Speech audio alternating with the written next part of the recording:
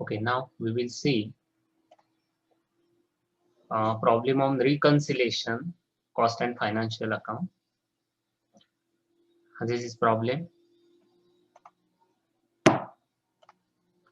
The net profit of company for the year ended 31st March 2014 was 56,600 as shown by the financial book. The cost account disclosed a profit 59,650 for the same period.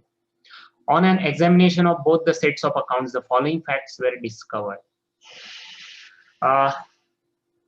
इन्होंने बोला है कि यहाँ पे net profit जो है financial book का दिया हुआ है 56,600 और कॉस्ट का भी दिया हुआ है 59,650. ओके, और उन्होंने बोला है कि ये दोनों भी डिफरेंस दिख रहे हैं. ये देखो 56,600 है, ये 59,650, यानी इसका मतलब है ऑब्वियसली ये डिफरेंट प्रॉफिट है. What is the reason behind different profit? They have given this reasons. First है goodwill written off in financial accounts ₹1,500, यानी in financial accounts there is goodwill written off का एडजस्टमेंट हुआ है वहां पे, पर ये goodwill written of वगैरह जो रहते वो कॉस्ट में नहीं रहते, only financial accounts. Okay, next transfer fee receive during the year ₹200. Transfer fee वगैरह वो सब फाइनेंशियल के आइटम्स है, नॉट इन कॉस्ट अकाउंट. ये एक रीजन है. Next depreciation charge in financial account ₹750 end depreciation recovered in cost statement 1,000. यानी दोनों में फर्क है. देखिए, depreciation charge in financial account 750 और depreciation recovered in cost statement कितना है 1,000. यानी यहाँ पे भी 750 चाहिए था दोनों का भी, पर दोनों का अलग है. दोनों का अलग है, इसका मतलब प्रॉफिट में अलग आएगा ही. ओके, ये एक रीजन है. Next, opening stock on 1 April 2013 as financial records 13,000. जो ओपनिंग स्टॉक था फाइनेंशियल रिकॉर्ड में 13,000 था और opening stock in cost statement 12,000. यानी ओपनिंग स्टॉक और फाइनेंशियल रिकॉर्ड और कॉस्ट स्टेटमेंट में अलग दिख रहा है, वो भी एक रीजन है. Next, closing stock is also there. Closing stock on 31st March 2014 and the financial record 14,000 and closing stock as on 31st March 2014 as per cost statement 15,000. यानी दोनों का भी closing stock अलग है, financial record का भी अलग है और cost का भी अलग है. ये सब reasons है. ओके, तो उन्होंने क्या बोला है? Prepare a reconciliation statement reconciling the profit as shown by the financial and cost book, taking financial profit as the starting point, costing profit as the starting point. यानी दोनों में से करना है. First financial profit starting point करना है और दूसरा करना है कॉस्टिंग प्रॉफिट स्टार्टिंग पॉइंट. तो स्टार्टिंग पॉइंट उन्होंने बोला है फाइनेंशियल प्रॉफिट, तो करते हैं पहले फाइनेंशियल प्रॉफिट. फाइनेंशियल प्रॉफिट अभी देखिए यहाँ पे फाइनेंशियल प्रॉफिट कितना दिया है. यहाँ पे देखिए the net profit of the company for the year ended 31st March 2014 56,600 as shown by the financial book. यानी 56,600 आपको यहाँ पे लेना पड़ेगा. तो ये आउटर कॉलम में ले लेते हैं 56,600. ओके, उसके बाद ये सब जो रीजंस है, आपका लास्ट का जो आंसर है, लास्ट का आंसर आना चाहिए कॉस्टिंग प्रॉफिट. यानी यहाँ पे कॉस्टिंग प्रॉफिट दिया है उन्होंने 59,650. यानी आपका जो लास्ट का आंसर होगा वो 59,650 होगा. ओके, तो इसलिए ये बीच में सब रीजंस दिए, ये रीजंस आपको एप्रोप्रिएटली वहां पे एडलेस करना है. ओके, तो देखते हैं पहला क्या है. Goodwill written off in financial accounts ₹1,500. Goodwill written of मतलब आपको ये डेबिट देना पड़ेगा, प्रॉफिट में से रिटर्न ऑफ करना पड़ेगा गुडविल. इसका मतलब क्या हुआ, फाइनेंशियल रिकॉर्ड में आपको दिख रहा है गुडविल 1,500 रिटर्न ऑफ किया, यानी प्रॉफिट में से निकाल दिया, उतना बाजू में रख दिया. तो इसका मतलब क्या हुआ, फाइनेंशियल रिकॉर्ड में आपका प्रॉफिट कम दिखेगा, राइट, और कॉस्टिंग में तो ये एंट्री हुई ही नहीं है, तो फिर कॉस्टिंग का प्रॉफिट ज्यादा दिखेगा आपको. पर आपको मैच किससे करना है, आपने स्टार्ट किया फाइनेंशियल प्रॉफिट से और आपको मैच किससे करना है, कॉस्टिंग प्रॉफिट से. यानी यहाँ पे जो एडजस्टमेंट हुई है गुडविल रिटर्न ऑफ, तो उसके वजह से क्या हुआ है, फाइनेंशियल प्रॉफिट कम दिख रहा है और कॉस्टिंग का प्रॉफिट ज्यादा दिख रहा है. तो आपको मैच करना है कॉस्टिंग के साथ, तो ये ज्यादा करना पड़ेगा फाइनेंशियल में, राइट. तो इसलिए यहाँ पे लिख देते हैं. Okay, add goodwill written of.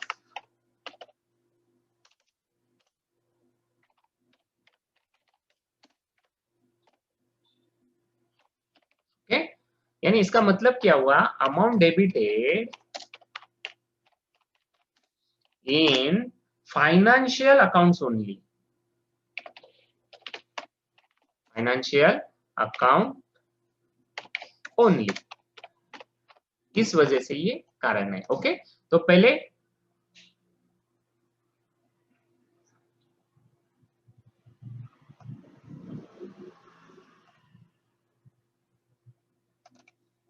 Okay ये एक कारण है। तो गुडविल कितना उन्होंने बोला है 1500, तो 1500 ले लेते हैं यहाँ पे इनर कॉलम में 1500 ये ऐड कर दिया। क्यों ऐड कर दिया? क्योंकि इसके वजह से फाइनेंशियल का प्रॉफिट कम दिख रहा था, वो आपको कॉस्ट के साथ मैच करना है लास्ट में जाके, इसलिए वो बढ़ाना होगा आपको, इसलिए ऐड में आया। Okay, now next, transfer fee receive during the year ₹200, यानी इसका मतलब है ट्रांसफर फी रिसीव्ड यानी ये इनकम है, राइट? पर ये किस में होता है? ये फाइनेंशियल रिकॉर्ड में ही होता है, कॉस्ट में ट्रांसफर फी वगैरह नहीं रहता है। इसका मतलब क्या हुआ? यहाँ पे ट्रांसफर फी रिसीव्ड मतलब इनकम बढ़ गया। किसका इनकम बढ़ गया? फाइनेंशियल अकाउंट का। तो फाइनेंशियल अकाउंट में प्रॉफिट आपको ज्यादा दिख रहा है और कॉस्ट में कम दिख रहा है। क्यों? क्योंकि यहाँ पे आपका only recorded income recorded in where? Only recorded in financial account. तो फाइनेंशियल अकाउंट में ज्यादा इनकम हो रहा है और कॉस्ट में कम दिख रहा है। तो फिर आपको अगर कॉस्ट के साथ मैच करना हो तो वो इनकम आपको फाइनेंशियल में कम करना होगा। कम मतलब लेस में लेना होगा। तो लेस में ले लेते हैं, लेस ट्रांसफर फी रिसीव।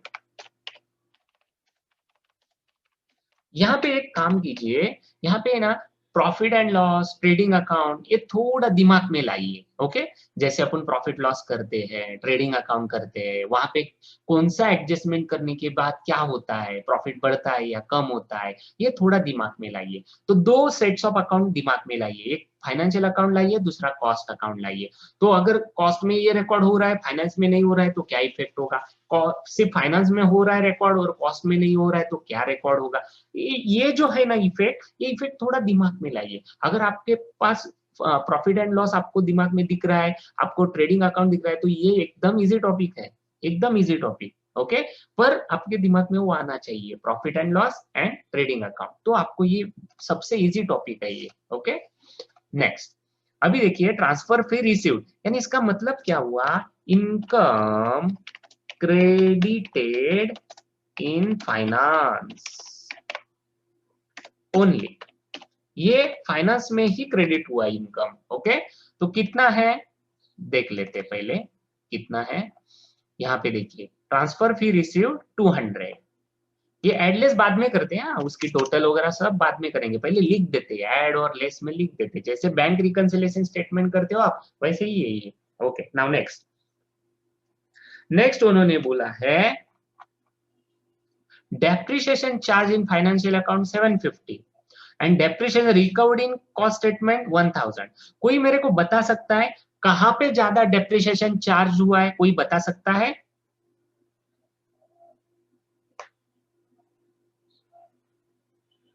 यस, कोई बता सकता है मेरे को कहां पे ज्यादा दिख रहा है डेप्रिसिएशन?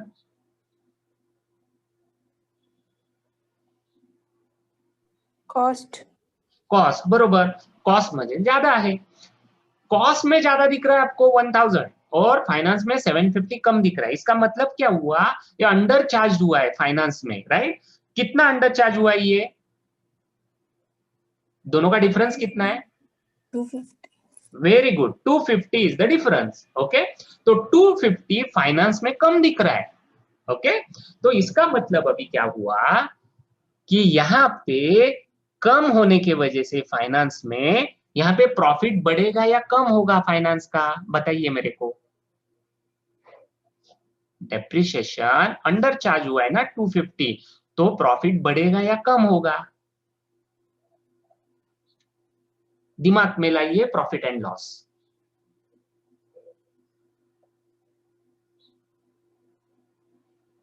समझो फाइनेंस के रिकॉर्ड में प्रॉफिट लॉस में डेप्रिसिएशन कम दिख रहा है और कॉस्ट के रिकॉर्ड में ज्यादा दिख रहा है, तो दोनों में से प्रॉफिट किसका ज्यादा होगा? फाइनेंस का। फाइनेंस का प्रॉफिट ज्यादा होगा, राइट? क्योंकि वहां पे वो एक्सपेंडिचर साइड में आता है, राइट? तो एक्सपेंडिचर साइड में आपको अगर कम एक्सपेंडिचर हुआ तो ऑब्वियसली आपका प्रॉफिट बढ़ने वाला है। तो फाइनेंस का प्रॉफिट ज्यादा दिख रहा है, क्यों? क्योंकि डेप्रिसिएशन अंडर चार्ज। पर आपको मैच किससे करना है? बोलिए मैच किससे करना है? कॉस्ट कॉस्ट से मैच करना है आपको। अगर कॉस्ट से मैच करना है तो आपको यहाँ पे क्या करना पड़ेगा?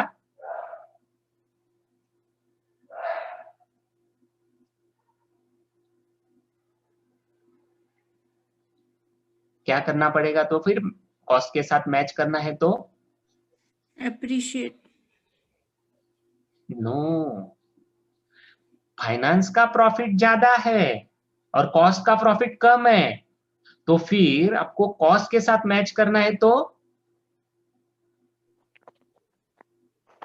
कॉस्ट मधून लेस करावं लागेल. कशामधून?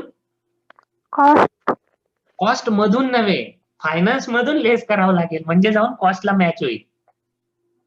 फायनान्स ज्यादा आहे ना, मग फायनान्स कमी केलं पाहिजे ना प्रॉफिट. मग ते मॅच कोणाबरोबर करायचंय? कॉस्ट बरोबर. मग फायनान्स जर तुम्ही कमी कराल प्रॉफिट, तरच जाऊन कॉस्ट बरोबर मॅच होईल. तुम्हाला बोलायचं होतं बरोबर की हे कमी करायचं आहे, पण तुमचं स्टेटमेंट थोडं चुकलं. काय चुकलं? की कॉस्ट मधून लेस करायचं आहे, हे चुकलं फक्त.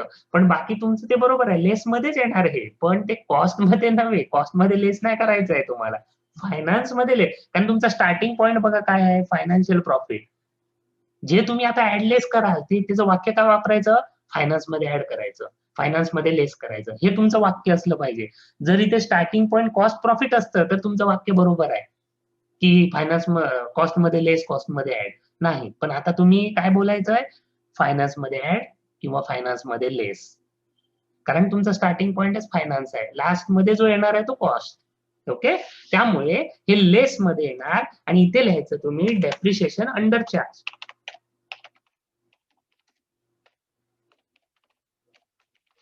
आणि अंडर चार्ज म्हणजेच त्याचा जो डिफरन्स आहे, जो डिफरन्स रहेगा वो 250. ओके, ये 750 minus 1000 minus 750, 250. Okay, now next, opening stock on 1st April 2013, financial record 13,000 और opening stock in cost statement 12,000. कम किसका दिख रहा है? कॉस्ट कॉस्ट का, राइट. तो कॉस्ट में अगर कम है तो कॉस्ट का प्रॉफिट क्या हुआ?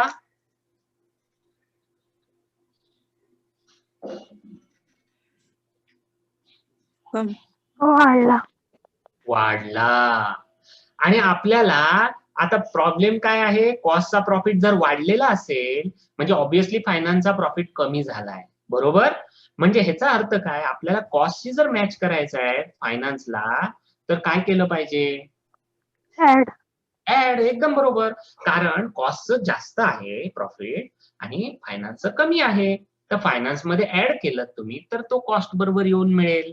म्हणून हा ऍड मध्ये घ्यायचा. Opening stock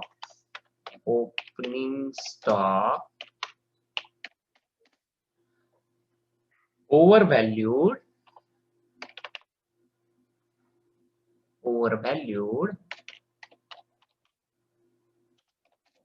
in finance.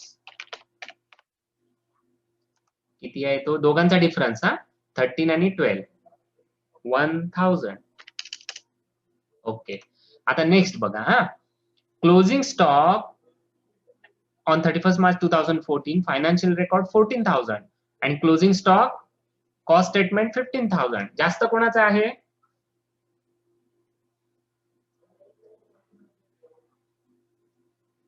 Cost तर कॉस्टचा जास्त आहे क्लोजिंग स्टॉक, तर प्रॉफिट मध्ये काय फरक पडेल? कोणतं जास्त प्रॉफिट होईल?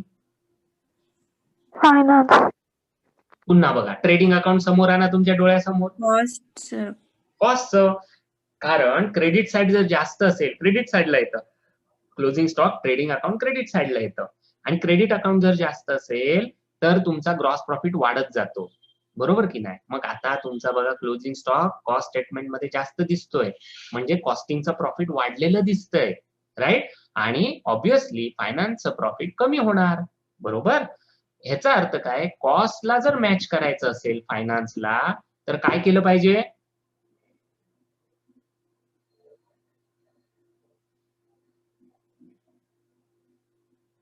लेस. कॉस्टिंगचं प्रॉफिट जास्त आहे, फायनान्सचं प्रॉफिट कमी आहे, तुम्हाला मॅच करायचं आहे कॉस्टिंग बरोबर. कॉस्टचं प्रॉफिट जास्त आहे, फायनान्सचं प्रॉफिट कमी आहे, तुम्हाला मॅच करायचं आहे कॉस्ट बरोबर. तर काय केलं पाहिजे? ऍड. बरोबर आहे, हे पण ऍड मध्येच येईल. तर इथे काय लिहायचं? फक्त क्लोजिंग स्टॉक अंडर व्हॅल्यूड. इथे ओपनिंग स्टॉक ओव्हर व्हॅल्यूड झालं होतं, म्हणजे हा एक्सपेंडिचरचाच आयटम आहे ओपनिंग स्टॉक. आणि क्लोजिंग स्टॉक तसा इन्कम असं म्हणता येत नाही, पण ते क्लोजिंग स्टॉक तुमच्या इन्कमचा आयटम आहे, क्रेडिट साइडला येतो म्हणून. मग तो अंडर व्हॅल्यूड झालाय, म्हणून हे opposite. Opening stock over valued, closing stock under valued. हे पण ऍडच होणार. दोघांचा डिफरन्स बघा, 1000च दिसतोय. 14,000 15,000 1000. ओके. आता बघा सगळे रिझन झाले तुमचे, राईट. आता तुम्हाला इथे टोटल करायचे आहेत. आधी टोटल ही करून घेऊया, या सगळ्यांची टोटल करूयात आधी. 1500 प्लस 1000 प्लस 1000,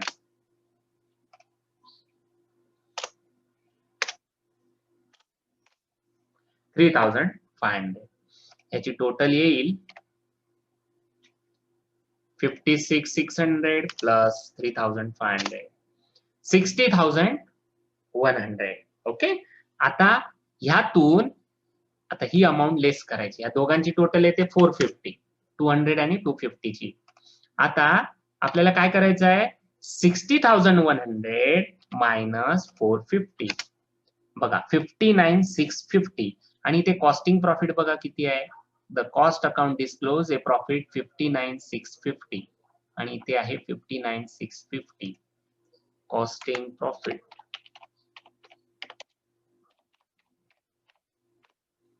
ओके, म्हणजे हे कॉस्ट बरोबर आता मॅच झालं. ह्याला म्हणतात रिकन्सिलेशन. हे कॉस्टिंग बरोबर का मॅच नव्हतं? फायनान्शियल प्रॉफिट बघा 56,600 आणि कॉस्टिंग 59,650. हे रिझन्स होते त्याचे. हे रिझन्स तुम्ही शोधून काढले आणि ते डेबिट क्रेडिटला म्हणजे ऍड आणि लेस करून काढले. ओके. आता तुम्हाला काय करायचं आहे? आता कॉस्टिंग प्रॉफिट पासून सुरुवात करायची आहे. ओके. हे नेक्स्ट स्टेटमेंट हा, पण मी खालीच घेतोय, पण नेक्स्ट स्टेटमेंट आहे हा. हे मी खालीच घेतोय, जर पाहिजे असेल तर नाही तर दुसरं स्टेटमेंट करतो, पण हे सेमच आहे. हे नेक्स्ट स्टेटमेंट सुरू करतो मी. Costing profit. Costing profit. आता बघा ते काय म्हणाले? फायनान्शियल प्रॉफिट पासून सुरू करा. ओके, एंड केलं. हा एक स्टेटमेंट झाला तुमचा. ओके. आणि दुसरा काय म्हणतात ते? कॉस्टिंग प्रॉफिट पासून सुरुवात करा आणि तुमचं आन्सर जे असेल ते फायनान्शियल प्रॉफिट. तर कॉस्टिंग प्रॉफिट दिलंय 59,650. ओके. आता बघा, आता तुम्हाला ऍडलेस करायचं आहे. ओके. ऍडलेस करून लास्टला तुमचा आन्सर फायनान्शियल प्रॉफिट असेल. आता मला एक गोष्ट सांगा, फर्स्ट जो आहे reason goodwill written of financial account, तो कुठे येईल? कुठे येईल?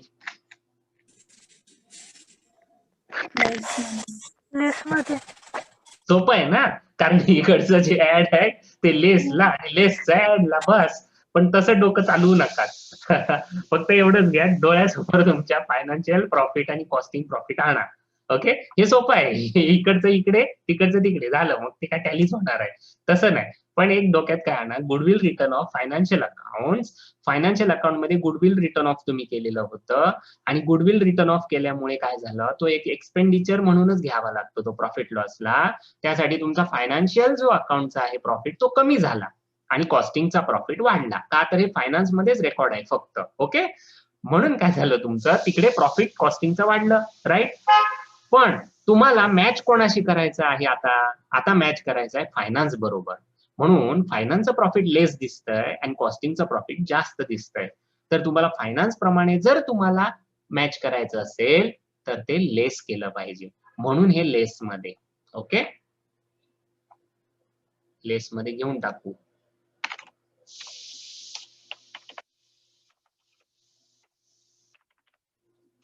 Okay. Goodwill written of.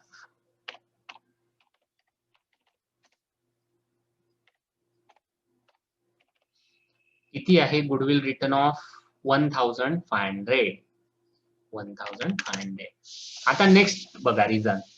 Transfer fee received during the year ₹200. Transfer fee received कोणी केली? ट्रान्सफर फी रिसिव्ड केली आहे फायनान्सने. तर फायनान्स मध्ये काय झालं? प्रॉफिट वाढलं की कमी झालं? बोला.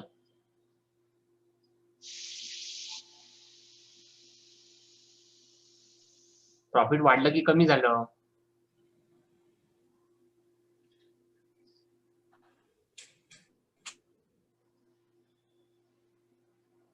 Transfer fee received it is recorded only in finance. हे फायनान्स मधलेच आयटम असतात.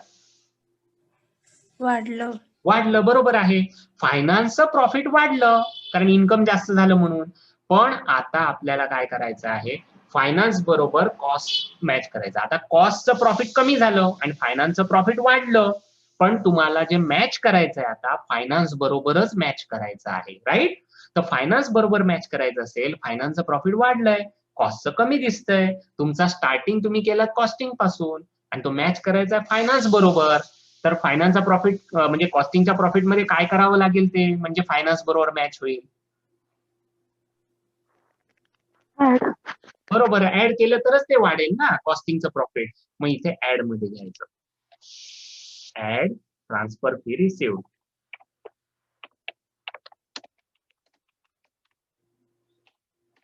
ओके. आता ट्रान्सफर फी किती दिली आहे? ट्रान्सफर फी रिसिव्ड आहे 200. ओके. Now next. आता बघा इथे depreciation charge in financial account 750 and depreciation recovered in cost statement 1000. ओके. म्हणजे इथे सेम डेप्रिशिएशन कमी कुठे दाखवलंय त्यांनी? फायनान्स मध्ये. आणि जास्त कुठे दाखवलंय? ह्याच्यामध्ये कॉस्ट मध्ये. याचा अर्थ काय झाला? फायनान्स मध्ये डेप्रिशिएशन कमी दाखवल्यामुळे फायनान्सचा प्रॉफिट वाढलेला दिसलाय तुम्हाला, राईट? आता तुम्हाला कॉस्टचा प्रॉफिट कमी येतोय का? तर तिथे डेप्रिशिएशन जास्त दाखवत आहे म्हणून. पण तुम्हाला आता मॅच कोणाशी करायचं आहे? फायनान्स बरोबर. कॉस्टचं प्रॉफिट कमी दिसतंय, फायनान्सचं प्रॉफिट जास्त दिसतंय. तर आता कॉस्टचं तुम्ही स्टार्टिंग केलेलं आहे. तर फायनान्स साठी मॅच करण्यासाठी तुम्हाला इथे काय केलं पाहिजे?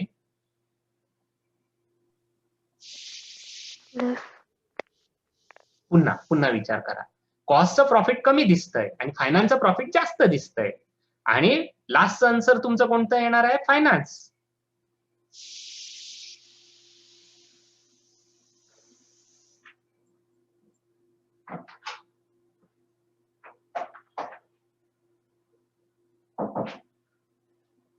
कॉस्टचं प्रॉफिट आहे कमी, फायनान्सचं प्रॉफिट आहे जास्त. आता तुम्ही स्टार्ट केलंय कॉस्ट पासून. तर फायनान्स बरोबर मॅच करण्यासाठी काय केलं पाहिजे?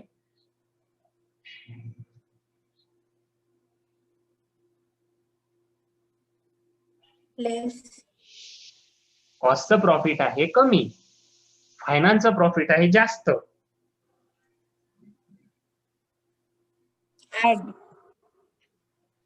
आता लेस नसेल तर ऍडच ना. बरोबर आहे. कॉस्टचं जे आहे प्रॉफिट ते कमी दिसतंय तुम्हाला आणि फायनान्सचं प्रॉफिट जास्त दिसतंय. का? तर डेप्रिशिएशन कमी दाखवलंय फायनान्स मध्ये. तुमचं लास्टचं आन्सर म्हणजे जे तुम्हाला मॅच करायचे ते फायनान्स बरोबर. मग कॉस्टचं लेस आहे, स्टार्टिंग तुम्ही कॉस्ट पासून केली आहे, बरोबर की नाही? मग तुम्हाला ऍड केलं तरच फायनान्स बरोबर जाऊन मॅच होईल, बरोबर? म्हणून हे ऍड मध्ये depreciation under charge in finance 250. Okay, now next. Opening stock financial record 13,000. Opening stock cost statement 12,000. Okay, ह्याच्याने काय झाला? फरक काय झाला? कोणतं प्रॉफिट वाढलं?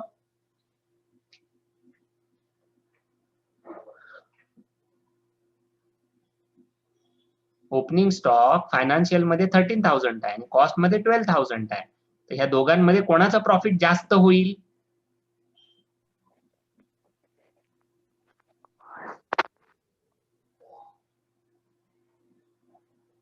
बघा ट्रेडिंग अकाउंट डोळ्यासमोर आणा.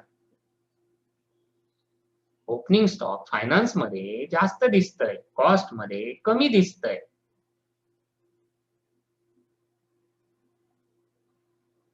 कोणाचं प्रॉफिट वाढेल?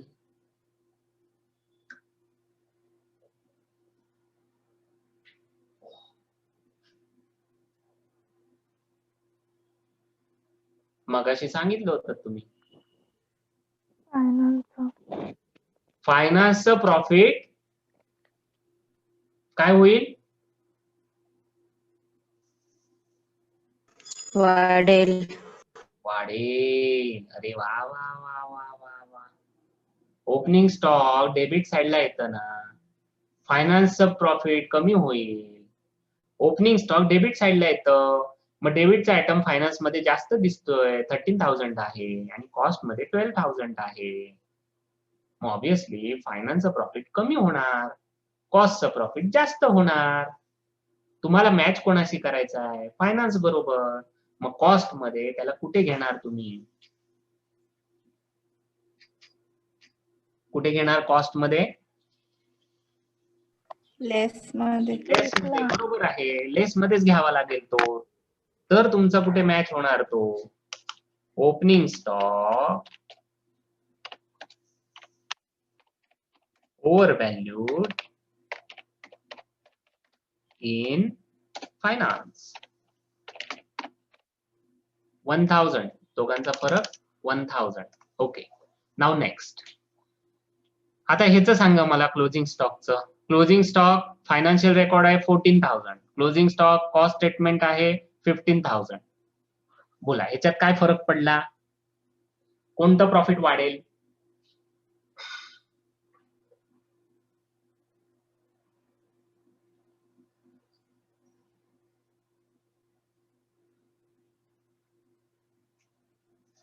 बोला, किसका प्रॉफिट बढ़ेगा?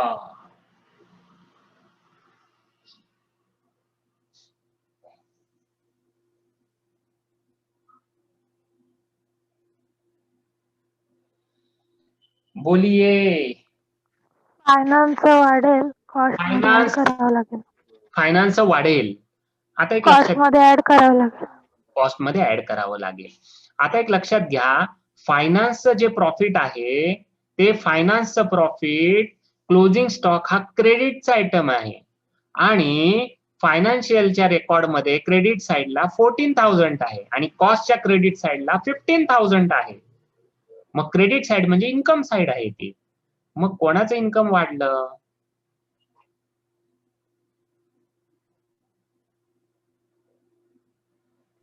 कॉस्टचं इन्कम वाढलं. म्हणजे याचा अर्थ काय? कॉस्टचं प्रॉफिट जास्त दिसणार आहे, फायनान्सचं प्रॉफिट कमी दिसणार आहे. मग तुम्हाला आता मॅच फायनान्स बरोबर करायचा आहे. फायनान्शियलचा प्रॉफिट कमी, कॉस्टचा प्रॉफिट जास्त. जो जास्त वाला आहे तो तुमचा स्टार्टिंग पॉइंट तुम्ही सुरू केला, म्हणजे त्याला काय केलं पाहिजे?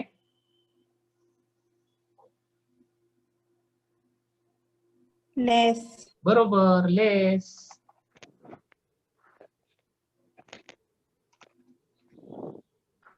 Closing stock undervalued. हा जसा ओपनिंग स्टॉक ओव्हर व्हॅल्यूड तसा हा अंडर व्हॅल्यूड, कमी दाखवलाय ना, म्हणून इन्कम कमी आहे ना इन फायनान्स. दोघांचाही डिफरन्स तेवढाच आहे, 1000. ओके, झाले आयटम सगळे. आता आपण मॅच करू. ओके, कॉस्टिंग प्रॉफिट याला पकडू नका वरच्याला, मी सरळ स्टेटमेंट पुन्हा खाली घेतलं. ऍक्च्युली सेपरेट करायचं असतं स्टेटमेंट, लक्षात घ्या. याची टोटल येईल 450,